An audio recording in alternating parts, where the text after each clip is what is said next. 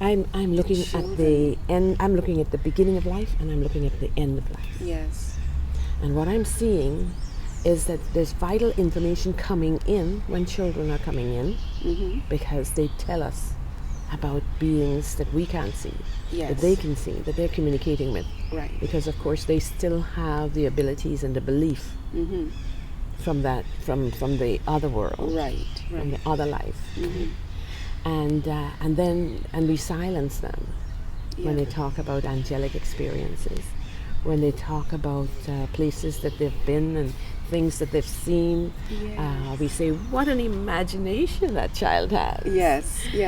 And so we miss a lot of wonderful stories. And I look at the back end, and I look at people going out of life. Yes.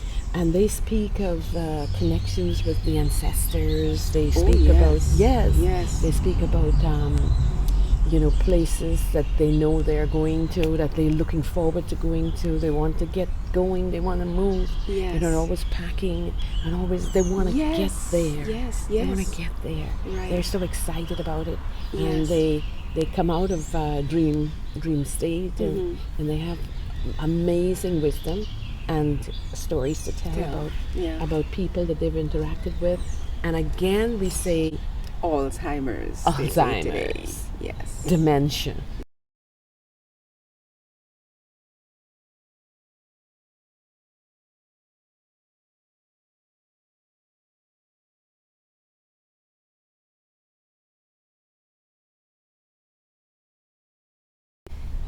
We don't listen. Yes. Because the children come in with information, and the adults, the elderly, go out, leaving information behind. Yes. For us. Yes. And we just choose not to listen. But we are choosing to listen. Yes. We choosing to listen because we remember ourselves as children coming in with information. Oh, yes. That there's more to life than meets the eye. Yes. There was my experience when I was under 10 years old. Yes. Feeling that I had to be really strong. Yes. And going through the motions of something that I later discovered was done centuries ago by the Shaolin monks. By the Shaolin monks. Right? Yes. I never seen anybody else do it. Yes. But this particular sect that I was in Hong Kong, and then there was a documentary, and they were talking about them. Oh. We talked about that in another video, which we can show. Yes. I remember when I was under 10, and I had this bizarre ritual of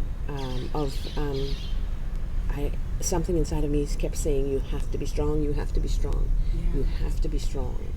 And the kind of strength that I seemed to be talking about as a child was not, lifting weights and stuff like that, but an inner strength, a mental strength. Yes. And so I used to put my hand in boiling water and boiling oil, and stick a finger in the boiling oil, and I don't know what it is that I did. Yeah. Within, I knew I was doing something. Yeah. Right, something that was within me that was preventing me from burning. Yeah. Decades later, Yeah. When I was living in Hong Kong, I was looking at a program, right, several centuries ago, Shaolin monks, and there it was. I saw them doing something very similar to what I was doing as a child. Right. And I was thinking, that is so amazing. That's where it came from. We know that the children are coming in with vital information, that the children are not, they're learning from us, yes, but they're not only learning from us. They come in with knowledge. And we know that the elderly are also trying to tell us that we're connected to our ancestors, that we're connected to those who have gone before us, that we're connected to a world that is non-physical. And if we only listen, as we are doing right now, to our mother, who has brought in some remarkable information.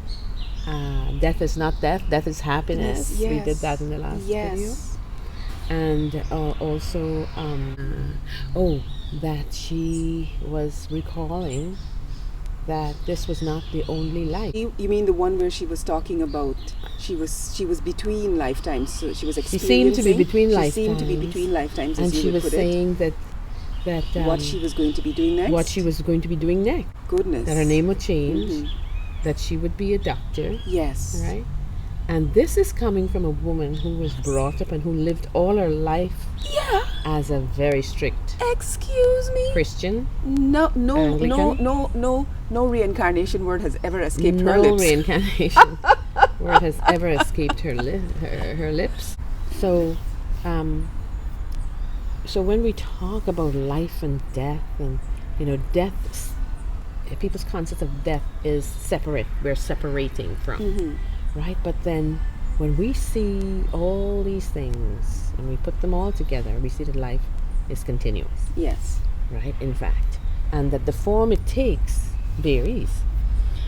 If some people believe that they go to the other side and they live everlasting life in a non-physical world, that's okay. Yes. And if others believe that they come back. That's okay too. Yes. Right? Because life is continuous. Yes. It's in continuous motion. This is obviously the time when people should be integrating their lives now. Yes. And bringing the best of whatever they've learned. Yes. Because we're in here, past lifetimes. We're here learning. Exactly. And the best of what they've learned and bring it into the new life. Yes. And we do it unconsciously anyway. Right. So why not do it consciously? Yes. And actually consciously have growth spurts because we've brought that information in. Yes. You had an experience actually of integration. Yes. Right? Yes. Which actually we recorded it so we can share it. I remember just now, because I had written a poem a long time ago. It's an unfinished poem, but I'd looked at a shadow of myself on a stucco wall, and I realized, and what I was seeing in the shadow was a Mongolian woman in her native garb. That's what I saw in the shadow. Wow. And I wrote a poem to say that I saw that, and I described who she was, and I realized I am she. And I realized that was a previous lifetime. And only recently, one of the qualities that she had was calm aliveness. That's the phrase I use in the poem. And something was going on here with the turbulence that we have around here. And I suddenly had a knowing, bring in the calm aliveness from that lifetime as Mongolian woman. And that's what I did. And that's what allowed me to realize, wait a minute, there is power beyond in knowing and understanding the lives that you have lived before, because you can integrate the powers and the skills and the wisdoms that you have achieved in those lifetimes.